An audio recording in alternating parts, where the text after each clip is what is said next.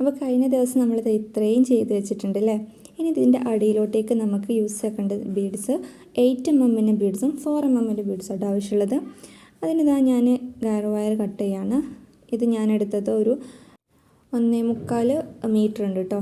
2 metre ഫുള്ളില്ല, 1.25 metre. അതായത് നമ്മൾ കഴിഞ്ഞ ഈ ഒരു ബേസ് ഉണ്ടാക്കാൻ യൂസ് ചെയ്ത ഏകദേശം ആ ഒരു ലെങ്ത് തന്നെയാണ് കേട്ടോ. ഇനി ഇതാ ഇതിൻ്റെ ഈ ഒരു 2 മുത്തിൻ്റെ ഇടയിലൂടെ നമുക്ക് ഇതിട്ട് കൊടുക്കാം.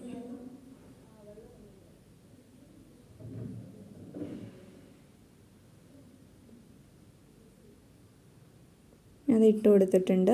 ഇനി നമുക്ക് വലിച്ച് ഇതെന്താക്കാം, രണ്ടും ഈക്വലായിട്ട് പിടിക്കാം കേട്ടോ. 2 ഭാഗത്തും ഏകദേശം ഒരേ ലെങ്ത്തിൽ നമുക്ക് ഈ ഗയർ വയർ പിടിക്കാം. നിങ്ങൾ ത്രെഡാണെങ്കിൽ അതങ്ങനെ, ഈർപ്പാണെങ്കിൽ അങ്ങനെ കേട്ടോ.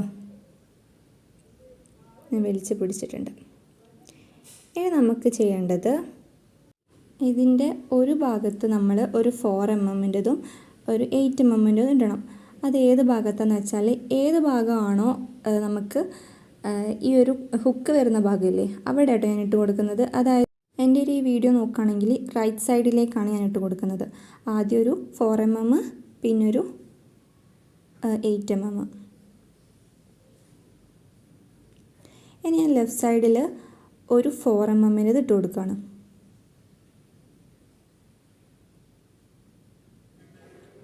ഓക്കെ. ഇനി നമുക്ക് ഈ ഒരു നമ്മൾ റൈറ്റ് സൈഡിലുള്ള ഗയർ വയർ എന്ത് ചെയ്യണം, ഈ ഒരു ലെഫ്റ്റ് സൈഡിലിട്ട ഒരു 4 mm ഇട്ട ബീഡില്ലേ അതിൻ്റെ ഉള്ളിൽ കൂടെ നമ്മൾ നേരത്തെ ചെയ്ത പോലെ ഓപ്പോസിറ്റായിട്ട് ഇൻസർട്ട് ചെയ്ത് കൊടുക്കണം. ഇതുപോലെ ചെയ്യണം കേട്ടോ. എന്നിട്ട് വലിച്ചു കൊടുക്കുമ്പോൾ നമുക്ക് ഒരു ഷേപ്പ് കിട്ടും. നോക്കാം, നമുക്കിങ്ങനെ കിട്ടും.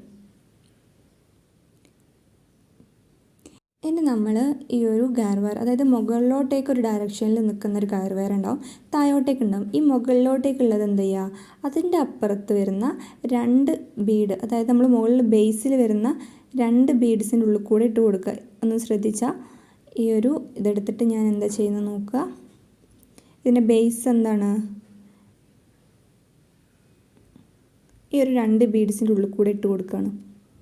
ഇത് ഞാൻ ഒന്നുകൂടെ റിപ്പീറ്റ് ചെയ്ത് കാണിച്ചു തരാണ് കേട്ടോ.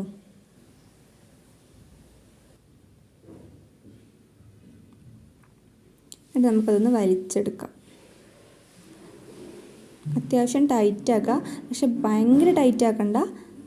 ഭയങ്കരമായിട്ട് ടൈറ്റ് ചെയ്താൽ ചിലപ്പോൾ അതൊരു ഫ്ലെക്സിബിൾ അല്ല, അത് ഭയങ്കര ഹാർഡായിട്ട് നിൽക്കും. അത് കഴിഞ്ഞിട്ട് നമുക്ക് എന്ത് ചെയ്യാം,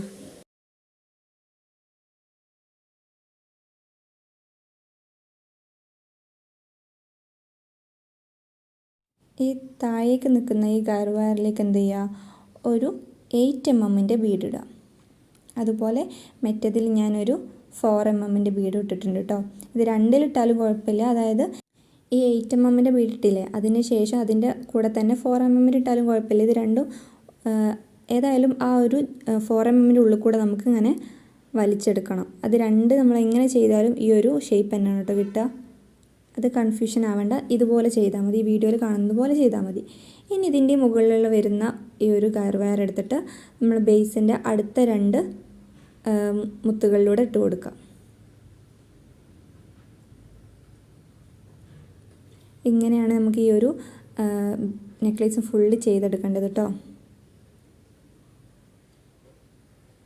ഇനി ഇതിലിതാ ഞാൻ 8 mmൻ്റെത് ഇടുകയാണ്. ഈ ഒരു സമയത്ത് എന്ത് ചെയ്യുക, ഇതിൽ 4 mmൻ്റെ ഇടുക. അതായിട്ട് നേരത്തെ പറഞ്ഞേ കണ്ടോ, ഒരു 4 mmൻ്റെ ഞാൻ ഇതിലിട്ട് അതിൻ്റെ ഇതാ ഇങ്ങനെ ഇട്ട് കൊടുത്താലും മതി.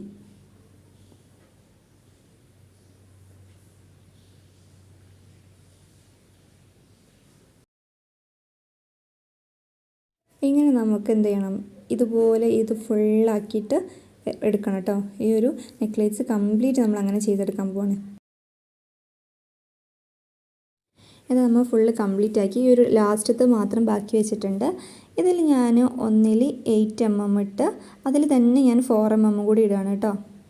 നമ്മൾ സാധാരണ മറ്റേതിൽ ഇട്ടിട്ട് നമ്മൾ ചെയ്തിട്ടുണ്ട്. ഇതുപോലെ ഇങ്ങനെ ചെയ്താലും മതി. ഇതുപോലെ ഇങ്ങനെ ചെയ്താലും മതി. ഞാൻ അതാണ് നേരത്തെ കാണിച്ചത്. ഇപ്പം ഈ ചെറിയ ഗയർ വയറാണ് നിങ്ങൾക്ക് കാണാൻ സുഖമായിരിക്കും. കേട്ടോ. നമ്മളിപ്പോൾ ഈ അവസാനമാകുമ്പോൾ നമ്മൾ ഇങ്ങനെയല്ല ചെയ്യുന്നത്, പകരം ഇവിടെ ടൈ ചെയ്ത് കൊടുക്കണം. നമുക്ക് നന്നായി ടൈറ്റായിട്ട് അങ്ങ് കെട്ടിക്കൊടുക്കാം.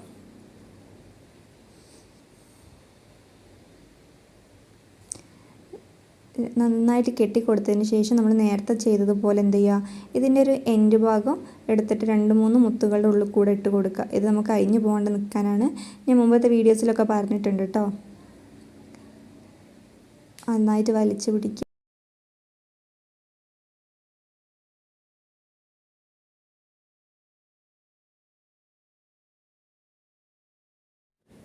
ബാക്കി വരുന്ന ഈ വയർ ഞാൻ കട്ട് ചെയ്ത് കൊടുക്കുകയാണ്.